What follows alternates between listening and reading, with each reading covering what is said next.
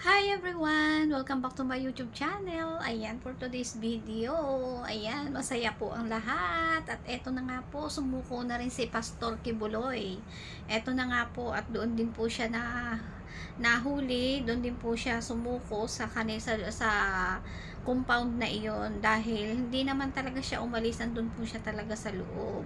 Kaya eto, masaya po ang buong bansa dahil nahuli na po si Pastor Kibuloy. Ito po, parinig ko sa inyo yung interview ng ABS-CBN 2 kay General Torre. Ayan guys. Tatay ko yan. Rodolfo M. Torre, 551354 PC. Rodolfo Torre. Yeah. Siya ay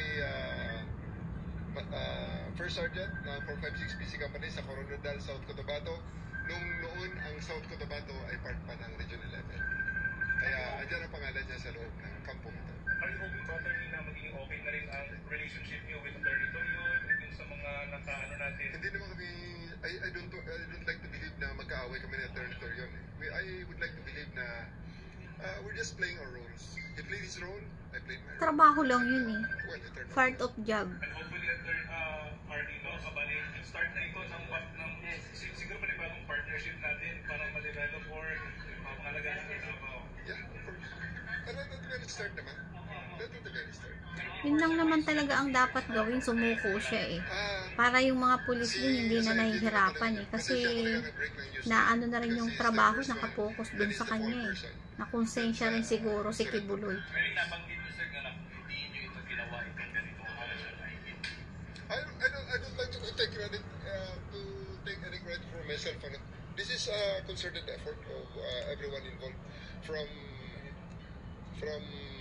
mula pare hanggang ulo ng trabaho ito. Nakita niyo naman iba-ibang mga region sa mga nandito. Besides authority sa mga pulis na magdamag na nagbabantay sa ating RJC. Ako nagpapasalamat sa ating mga kapulisan, sa ating mga kabaro, na lahat ay napakahirap para sa misyong ito. Sana ay tuloy-tuloy lang ang trabaho, mahalin natin ang trabaho ito at servisyon ito. And let's be proud that we did our job today. Habol ko lang po, RD, sinakay po sa 30. Yeah, I think yun nga nangyari dahil nandiyan ang aeroplano. So sa Manila na yun, I think so, yeah. yung C-130 po is nalit sa Davao na matahan kanina. Yeah.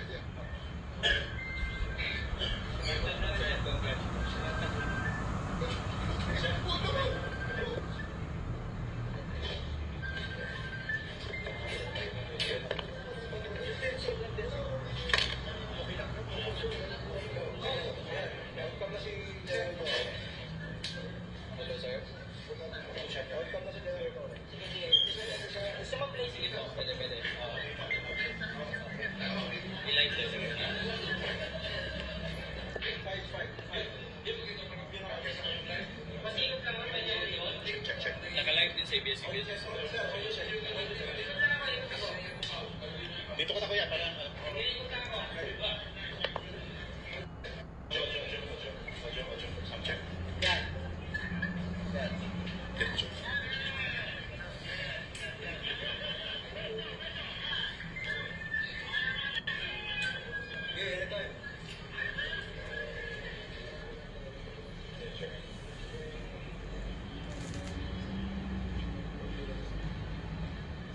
Intro.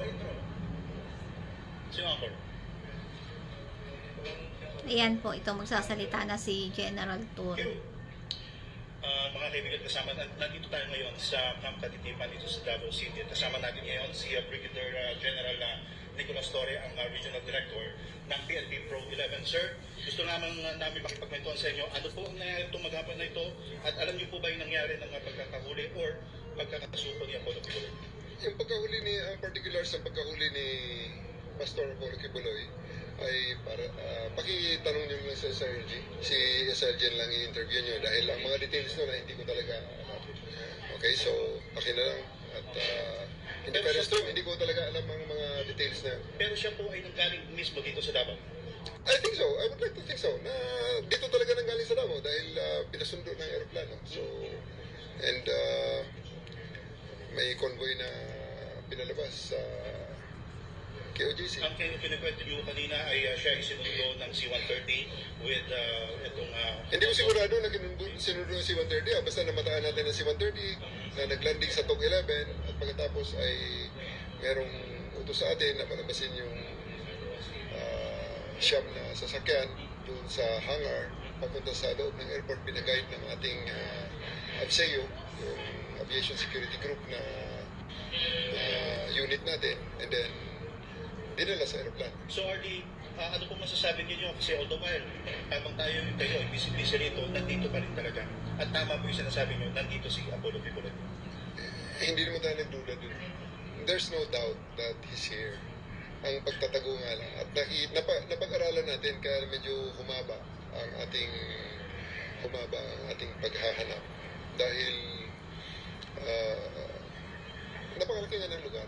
Kaya napag-aralan din naman natin, natututo rin tayo. At saka ako'y nagpapasalamat din kay Pastor Apollo Kibuloy for the realization na ito na talaga ang tamang gawin.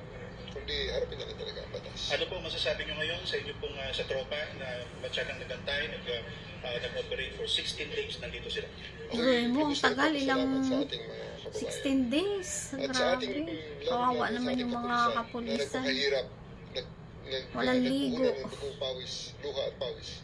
Pagod. Para Pawis. Diyos ko, grabe. Grabing pahirap nito ni Kibuloy. So, maraming salamat sa inyong cooperation. At sagot ko ngayong gabi ang lechon at ban. Kaya Ano po mag-celebrate. masasabi ninyo, General, sa mga taga-KOGC? Well, ako'y nagpapasalamat din sa ating mga kapatid sa KOJC sa kanilang kooperasyon.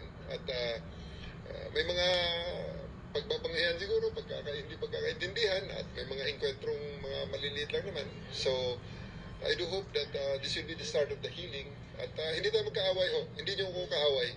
I just played my role. Ito po talaga ang ibinigay sa akin na role, ibinigay sa aking trabaho. Kung kaya't ginawa lang ho natin ito in accordance to how we perceive on how we do it our way.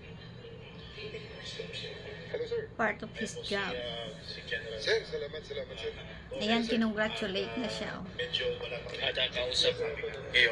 Kausap ngayon ni Brigadier General Nicolas Torre III, si PNP Chief General Romel Marbil, at nagpapabot ng congratulations sa tao.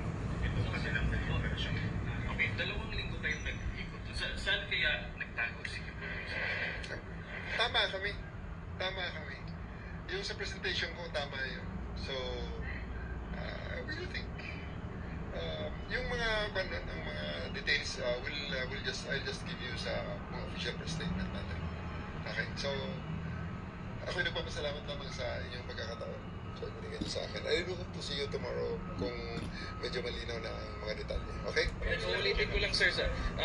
Kanina, sir, yung 1 p.m. na deployment ng napakaraming pulis, ano sana yung plano ng PNP? Yun eh. Whether he surrenders or not. Basta yun ang mga detalye natin. Sabihin nga na bukas. Okay? Sige. Marami mga boss namin. Papasalamat. Sige. Tuloy na muna tayo.